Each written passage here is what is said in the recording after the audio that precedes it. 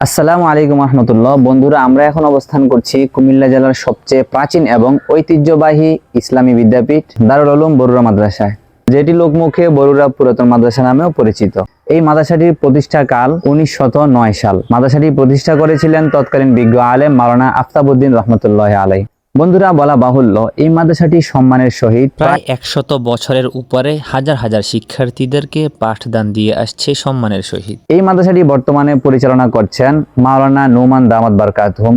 বন্ধুরা, বর্তমানে আমরা অবস্থান করছি মাদ্রাসার ভিতর জায়গাটাতে। দেখতে পাচ্ছেন এখানে প্যান্ডেল তৈরি করা হচ্ছে। মূলত এই মাদ্রাসার মাহফিল বৃহস্পতিবার এবং শুক্রবার 4 এবং 5 ডিসেম্বর এখানে আসবেন দেশ বরেণ্য বহু উলামায়ে কেরামগণ। আপনাদের সকলের অগ্রিম দাওয়াত রইল।